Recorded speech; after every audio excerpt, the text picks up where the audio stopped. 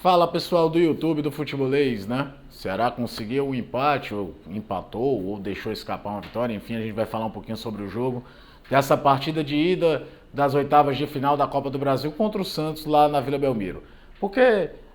as circunstâncias podem mudar um pouquinho o sabor do resultado. Antes, gostaria de agradecer a todo mundo que está inscrito no canal, né? A gente já está com mais de 120 mil inscritos. Se você não está inscrito, se inscreve, ativa o sininho, você vai receber todas as notificações do Futebolês, os nossos materiais feitos aqui apenas para a web, nossas lives, os programas ao vivo, enfim, tudo que a equipe do Futebolês prepara para você. Falando um pouquinho do jogo, né? Se a gente pegar só o recorte do resultado, obviamente não é um resultado ruim para o Ceará. Volta com o jogo de Fortaleza na próxima semana, na próxima quarta-feira, com o placar totalmente em aberto, a eliminatória totalmente aberta, os dois times vivos na competição, e o Ceará muito provavelmente vai estar reforçado de uma posição que ele é bem carente. E aí que a gente entra, né? Porque o Felipe Viseu já está regularizado e a tendência é que ele estreie no jogo de volta contra o Santos na Arena Castelão. E aí, a gente, quando fala que o Viseu pode estrear, a gente vai poder entrar um pouquinho uma das carências no Ceará do jogo de hoje. A partida começa com o Santos melhor, o Santos tentando se impor no campo de defesa do Ceará, criando mais chance, enquanto o Ceará uma ou outra espetada de contra-ataque. Fernando Sobral tem uma boa chance aos 10 minutos, o Léo Chu tem um lance até que o árbitro marcou falta, mas também de transição em velocidade, mas nitidamente aquela coisa do Santos no campo de ataque, com o Soteldo do lado, Marinho do outro, Lucas Braga na frente, Jean Mota numa faixa mais central, tentando pressionar o Ceará, tentando atacar o Ceará, enquanto o Ceará tentava se segurar, tentava evitar o perigo, mas rondando o seu ataque, dando prazo para já fazendo algumas boas defesas no primeiro tempo, para sair em contra-ataque. Tem a parada para hidratação, e aí o Ceará cresce no jogo. Né? A volta dessa parada para hidratação, o time se torna um pouco mais agressivo, começa a povoar mais o campo de defesa do Santos, o Vina tem uma boa chance numa triangulação com o Léo Chu, que na verdade tentava tocar para o Rafael Sobis, e na sobra o Vina chuta e o João Paulo faz uma boa defesa. O jogo já estava mais igual e aí veio um ponto de virada. Numa saída de contra-ataque do Ceará, o Lucas Veríssimo é expulso, e uma expulsão que eu não sei como é que alguém contesta quando o jogador dá um golpe de taekwondo na nuca de um companheiro de profissão, como fez o zagueiro santista em cima do Rafael Sobis. Né? O árbitro de cara já tinha sentido que tinha sido grave, já tinha dado cartão amarelo, mas depois foi chamado pelo VAR e aí expulsou, ao meu ver, corretamente o zagueiro do time santista. Na volta do intervalo,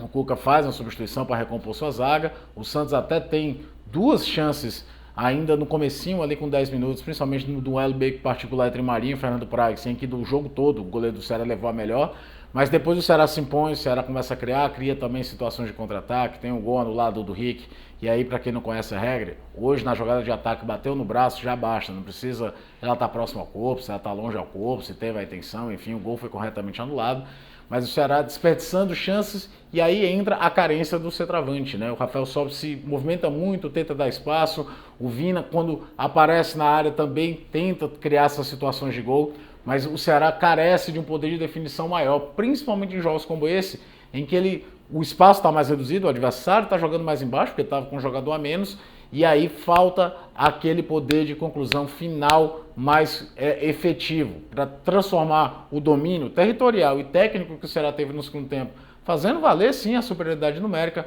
para transformar isso em superioridade no placar. Então, e aí que fica o quê de frustração. O resultado, obviamente, não é ruim, mas pela produção que o time teve no segundo tempo,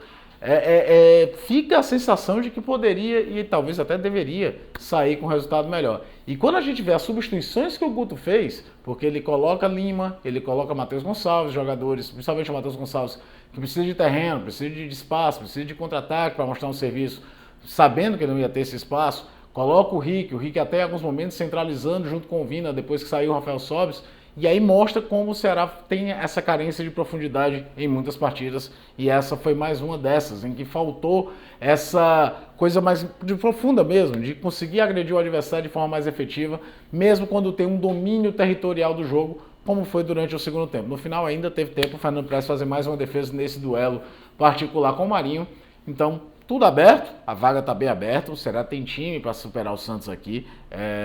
já naquela metade para o final do primeiro tempo mostrava que poderia equilibrar mais as ações, o jogo de fato muda de feição quando o Santos fica com um jogador a menos, e é aí que a gente fica com aquela quê de frustração, de que não conseguiu um resultado porque faltou um poder de conclusão maior, uma agressividade um pouco maior e talvez aquele pezinho que derruba, né? Porque hoje, por exemplo, o Vina não teve um jogo mais inspirado e aí parece que se não foi ele que tira um coelho da cartola, os outros não conseguem ter um poder de definição maior. Mas, voltando, né, definindo, a eliminatória está aberta, não foi um jogo ruim, o segundo tempo se torna até um jogo mais aberto, porque o Ceará vai ao ataque, o Santos fecha e tenta sair nesse contra-ataque, mas se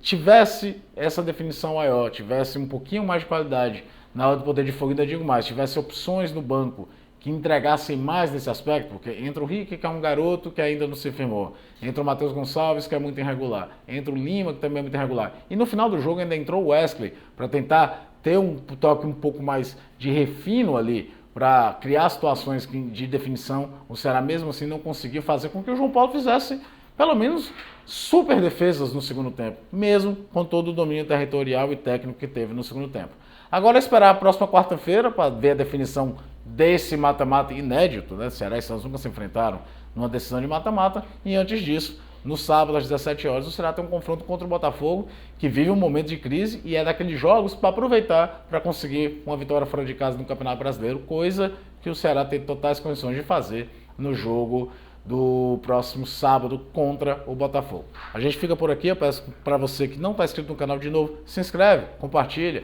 vem conhecer um pouco do trabalho do futebolês que a gente faz, muitos deles, especialmente aqui pelo YouTube. Um abraço a todos!